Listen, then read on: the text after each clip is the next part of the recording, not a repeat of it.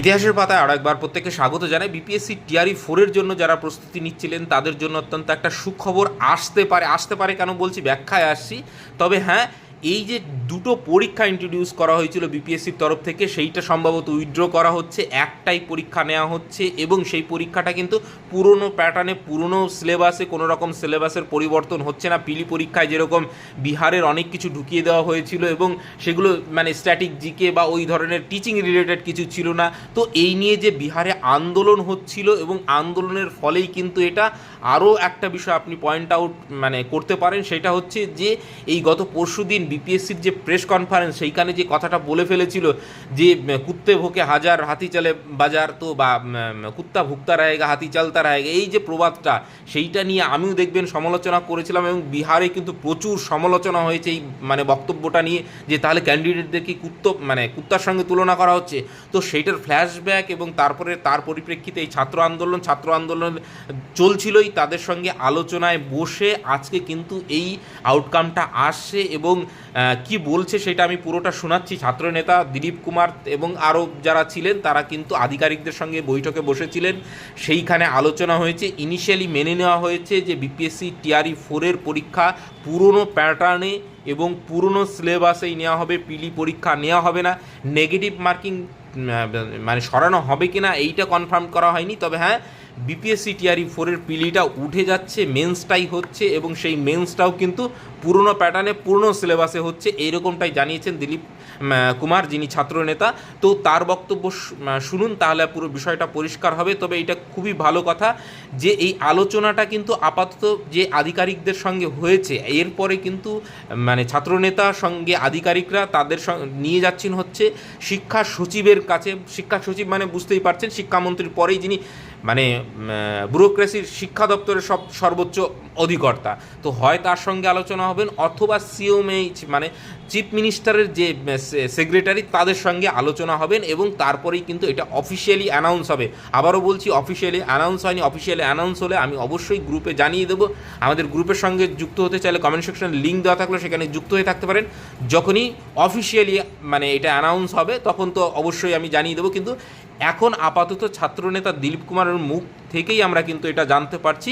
Official update যখন আসবে তখন আমি ফার্দার সেই নোটিশ বা যাই আসুক না কেন টুইট, সেটা আপনাদের সঙ্গে শেয়ার করে দেবো। কী বলেছে ছাত্রনেতা সেটা শুনুন এবং তারপরে বাকি পরবর্তী ব্যাখ্যায় আমি আসছি।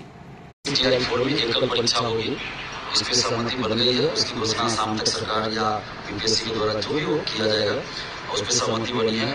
और भी जो मुद्दे हम लोग का 1 कैंडिडेट 1 रिजल्ट, उस पर भी सहमति बन रही है।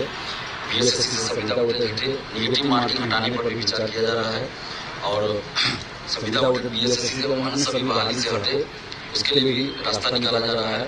लाइब्रेरियन की बहाली आएगी, दरोगा सिपाही बीएसएससी में पारदर्शिता लाई जाएगी। 1799 दरोगा और 17वीं बीपीएससी में गड़बड़ी खाली की जांच होगी, इसके लिए कमेटी बनेगी और पेट्रोल का सेकेंड लिस्ट जारी करने पे भी ये लोग भेजेंगे लेटर पेट्रोल को। इन सभी मुद्दों पे जो भी हम लोग का एईटी की परीक्षा तिथि भी घोषित किया जाएगा बीपीएससी के द्वारा, इसके लिए भी जाएगा वहाँ पे। और अभी हम लोग को यहाँ से फिर या तो शिक्षा सचिव से मिलवाया जाएगा या सीएमओ ले जाया जाएगा, जहाँ से अंतिम रूप से घोषणा की जाएगी और शाम तक आज हो सकता है टीआरई 4 से संबंधित एकल परीक्षा की घोषणा हो जाए। और निगेटिव हटाने पर विचार चल रहा है, उनका करना है कि निगेटिव हटाने पर किस तरह निगेटिव को लागू करना है या हटाया जाए, उस पर बीपीएससी विचार करेगी, लेकिन एकल परीक्षा होगी। बीपीएससी दरोगा सिपाही सभी का कैलेंडर जारी हो, ये सारा मुद्दा हम लोग का है। इस पर अभी सहमति बन गई है, लेकिन जब तक ऑफिशियली घोषणा न हो तो हम भी कुछ नहीं कर सकते हैं।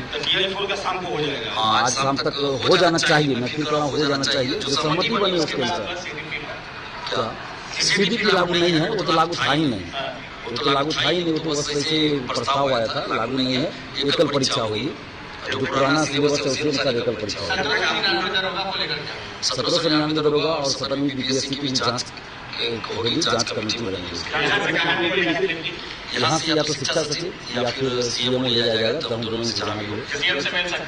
सीएम से मिलने का अभी तक तो कोई ऐसा नहीं लग रहा है, हो सकता है सचिव मिले और जो भी वो बीच का रास्ता हम लोग तो मांग कर रहे हैं सीएम से मिलवाया जाएगा, लेकिन हम लोग का सीएम से मिले ना मिले हम लोग का मांग पूरा।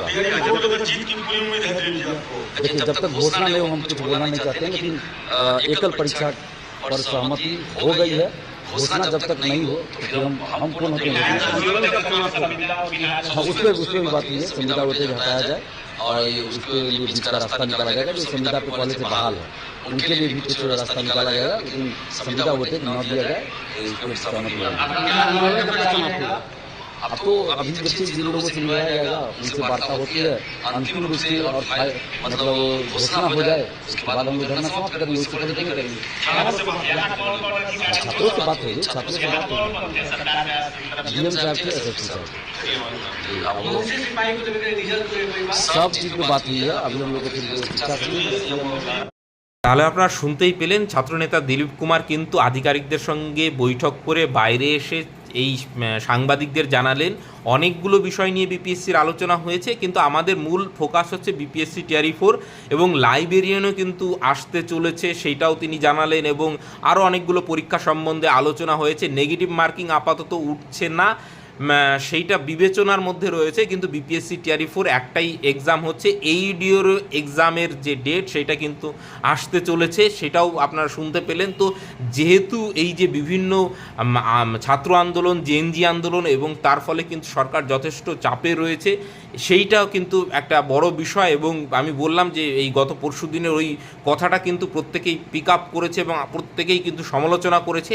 এইটা কিন্তু তাদের একটা মানে অনেক বড় স্যাডব্যাক বলতে পারেন, যে এইটা কিন্তু সেই জন্য স্টেপ ব্যাক করতে বাধ্য হলো তারা, যে এই ধরনের যে মানে একটা ধারণা তৈরি করা হচ্ছিল যে ছাত্রদের কোনো কথাই শোনা হচ্ছে না এবং তাদের কোনো দাবি দেওয়াই শোনা হবে না, এবং তার পরিপ্রেক্ষিতে বিপিএসসির সাংবাদিক বৈঠকে ওইরকম একটা মন্তব্য করে দেওয়া, তাহলে কোনো ছাত্রই কিন্তু এইটাকে ভালোভাবে নেয়নি। সেই ড্যামেজ কন্ট্রোলটাই আলটিমেটলি করা হলো, সেই জন্যই কিন্তু ছাত্রদের আপাতত দাবিগুলো মেনে নেওয়া হচ্ছে এবং সরকার সেটা অবশ্যই বিহারের যে ভবিষ্যৎ সেটা সুরক্ষিত করার জন্য, এবং যে বিষয়গুলো ছাত্রছাত্রীরা বারবার করে দাবি করছে, ওয়ান ক্যান্ডিডেট ওয়ান রেজাল্টটাও সম্ভবত মেনে নেওয়া হবে।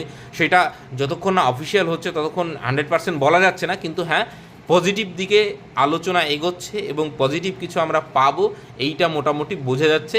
বাকি দেখা যাক, অফিসিয়াল নোটিশ আসুক, আপনাদের আমি নিশ্চয়ই জানিয়ে দেবো। ভালো থাকবেন, সুস্থ থাকবেন, থ্যাংক ইউ।